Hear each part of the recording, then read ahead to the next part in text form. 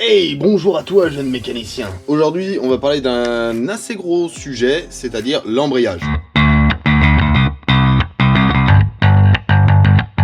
Un moyen simple pour savoir si ton embrayage est HS, déjà quand tu ouvres en grand, que ton moteur, tu sens qu'il s'emballe, dû à la vitesse qui monte, et les tours prennent des tours pas comme d'habitude, tu perds de la puissance. Quand tu passes ta première, tu sens que c'est trop violent, ou ça cale, ou des trucs comme ça, ou tu sens vraiment qu'il y a un truc bizarre au niveau de l'embrayage, un très mauvais feeling. Donc ça peut être un bon indicateur, comme quoi ton embrayage est fatigué. Pour changer ça, il va te falloir...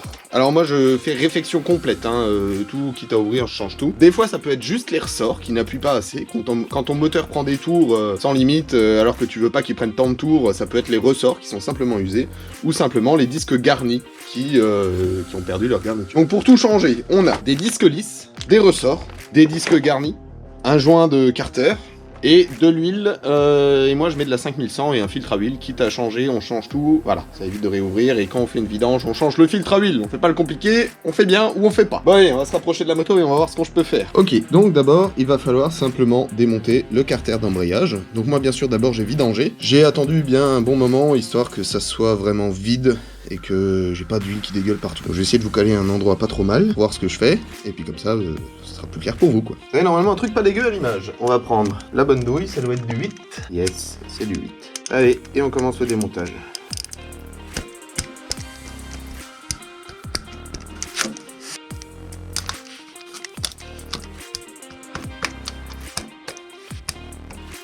On aligne bien les vis dans l'ordre de démontage, parce qu'il y en a peut-être des plus grandes que les autres.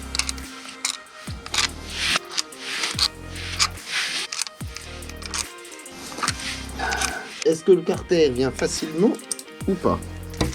Ah oui, très facilement. D'où le sopalin en bas du truc là. C'est très bien parce que le plan de joint est très propre. Une très bonne chose ça. Et maintenant, on va démonter le plateau de pression. Sans bon l'huile là-dedans.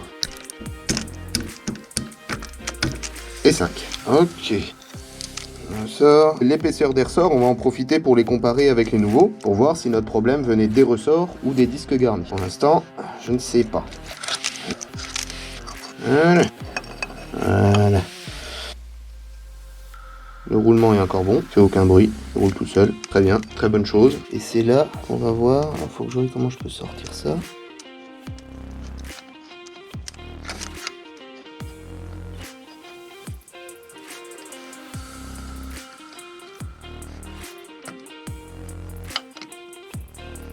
Voilà. Donc là, on a notre embrayage. Ouais, il y avait l'air d'y avoir encore de la garniture. Et donc derrière, on arrive au bout, parce que derrière, c'est les ressorts de rappel. Ok, bon bah on va regarder, on va comparer. Ah, il y a un peu de poudre d'embrayage quand même, qu'on va nettoyer ça propre. Et puis on va remonter ça tranquillement. Ah, que je te reprends là. Voilà. Donc là, on a un nouveau ressort. Donc c'est des ressorts de mémoire, c'est des ressorts un peu plus durs. Et donc en épaisseur de ce ressort, au pied à coulisse, voilà, on est à, ouais, allez, 46 mm. Si on serre un chouille, 46 mm. Et pour les anciens, on est à 44. Voilà, on a perdu 2 mm de ressort, parce que, avec le temps, comme dit, la moto a 95 000 km. Alors c'est... Je pourrais pas vous dire si c'est beaucoup ou pas. Le problème avec les Big One, c'est qu'il n'y a pas la revue technique, donc c'est un peu dommage. Et du coup, j'ai pas toutes les cotes exactes. Donc là, je vois que les ressorts, ils sont déjà plus grands, au niveau du serrage. Tu vois, ceux-là... Je peux les compresser comme ça.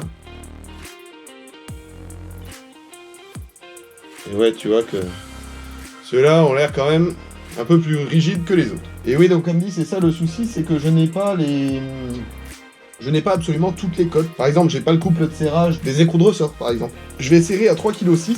C'est une mesure qui nous vient tout droit de notre cher Franck Nourri. Je vais mesurer aussi l'épaisseur des disques garnis et des disques lisses. Parce que comme dit, même si le ressort n'était peut-être pas totalement en bout de vie, si on ajoute le ressort qui perd de l'épaisseur, le disque garni qui perd de l'épaisseur, peut-être le disque lisse qui perd un chouille d'épaisseur, bien qu'ils ont l'air en très bon état, mais quitte à ouvrir, moi je change tout, je m'emmerde pas. Et oui, tout ça mis bout à bout, ça peut faire un embrayage qui cire, qui patine. Bon, maintenant qu'on a sorti les disques, j'ai comparé. Les disques garnis n'étaient pas tant usés que ça, étonnamment. Je pense que l'usure du coup venait peut-être des ressorts. Bon, maintenant, on va faire couler de l'huile dans un petit bac propre et on va rempiler nos disques. 7, 8, 9. On a 9 disques garnis et 8 disques lisses. Donc on va en mettre autant. Là, on en a 1, 2, 1, 2, 3, 1, 2, 3. Parfait, ok. Donc on va tremper nos disques dans l'huile pour éviter les phénomènes d'arrachement. D'où le nom de multidisque à bain d'huile. Et on va mettre ça tout propre là-dedans. Donc on les graisse bien, hein, on les trempe dans l'huile. Alors, un disque, un lisse, un garni. Donc je pense qu'en fait mon problème venait juste des ressorts. Le risque que je voulais pas prendre, c'était d'ouvrir, parce que je suis assez maniaque et j'ai pas envie d'ouvrir, de vidanger, de remettre une huile usagée, en sachant que j'avais pas la sûreté que ça soit les ressorts. Maintenant, on va remettre les ressorts d'embrayage, les approcher et moi je vais recharger la GoPro parce que bien sûr je n'ai plus qu'une seule batterie et il faut que je vous filme tout le reste quoi. Allez, je vous montre ça quand même. Donc on a dit, on va remettre notre plateau de pression hein, qui est propre. On le remet, voilà. Et donc maintenant on va mettre nos ressorts neufs. Donc 1, ah oui on voit quand même 2, 3 et 4, 5. Voilà. Et nos vis de ressort avec les rondelles. Hein. Ah oui, tu vois qu'ils sont un peu plus longs quand même. Parce que... Donc là, j'ai juste mis les ressorts en place et approché les vis pour que le plateau reste en pression avec l'embrayage. Maintenant, on va continuer d'approcher ces vis et après, on va les serrer au couple. Donc on les approche progressivement. Hein. On pratique le serrage en étoile. Donc serrage en étoile, c'est un écrou sur 2. Hein.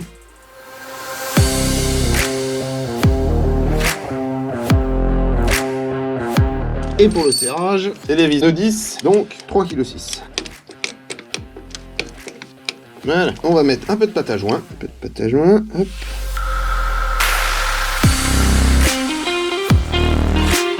On va mettre en place le joint. Alors, c'est comme ça. Il va impeccable.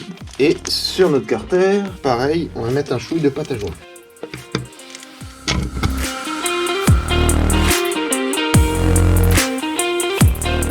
Juste un chouïa. Alors maintenant, on va approcher le carter gentiment.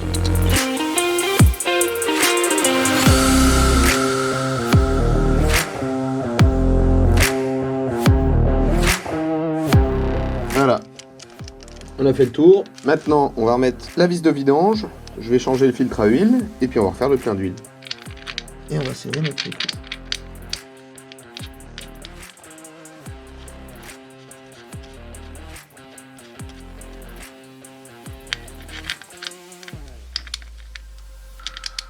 Ok, ça c'est bon. Allez, on change le filtre à huile les gars. On a refermé en bas, on a changé le filtre à huile. Et maintenant, il faut mettre le plein d'huile. Alors, là-dessus, grosse moto, donc grosse contenance. On met presque 5 litres d'huile là-dedans. Allez, pas une goutte à côté, Nico. Et allez, une goutte à côté. Et merde, et voilà. Et bah les outils ils rouilleront pas, on te le dit.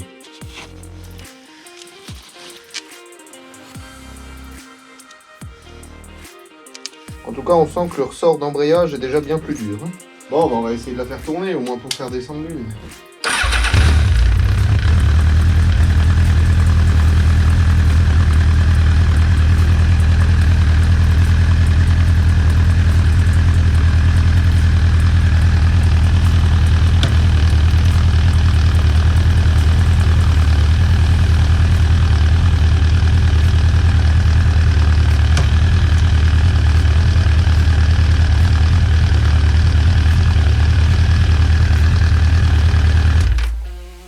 C'est bon, la première passe. Et elle s'enlève tranquillement. Bon, ça claque un peu, mais... Je vais vérifier le niveau et c'est redescendu. Voilà. C'est génial, je vois pas où l'huile coule. Ah si, ça y est. On est pas mal. Et ben voilà. Ah, Dieu. Et le bordel là-dedans. Il me faut un plus gros garage pour pouvoir mettre plus de motos. Bon bah voilà, ça c'est remonté. Demain, si le temps le permet et compagnie, j'irai faire un petit test routier, voir si tout va bien. Mais dans tous les cas, ça remarche là. Enfin, ça remarche. On verra plus tard si ça remarche, mais ça tourne. Le niveau est bon. Là, je vais aller me coucher. Et on verra demain pour un petit essai routier. Je vous remettrai la vidéo en fin de vidéo. Voilà. Et ben, j'espère que ce petit épisode vous aura plu. Et je vous fais à tous des bons gros faits. Pierre Massif des familles. Bon, aujourd'hui, on est dimanche 10 janvier. C'est le lendemain de mon anniversaire. On va tester ces jolies petites bottes et ces petits gants. Et on va surtout tester notre embrayage, voir si le problème est résolu. Bon, déjà, le point de patinage est beaucoup plus réduit. Enfin, la plage de patinage est beaucoup plus réduite. On sent que ça colle pas. et ça colle d'un coup. C'est pas, enfin c'est beaucoup moins, pas dire progressif, mais bon, on fait doucement quand même. Les routes sont froides, les pneus sont froids, tout est froid. Je sais pas de quoi le problème a pu venir. Est-ce que c'était l'huile qui n'était pas adéquate? Certains m'ont dit que l'huile, la 7100 n'était pas... Ah ouais, si ça... C'est bon, ça charge, ça charge. En gros, avant, à partir de 6000 tours, j'avais le compte tours qui s'emballait, mais là...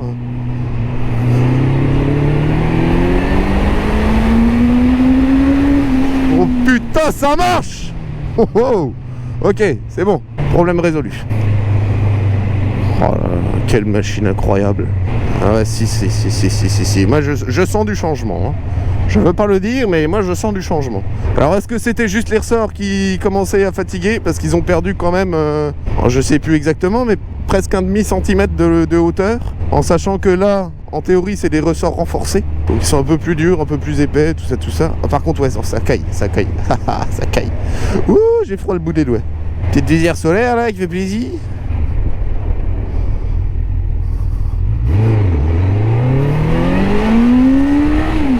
Oh non de Dieu, ça marche, putain de Dieu. C'est bon, l'embrayage est réparé, ça patine plus. Oh la vache. Ah la vache. Oh non de Dieu. Oh putain, qu'est-ce que ça marche.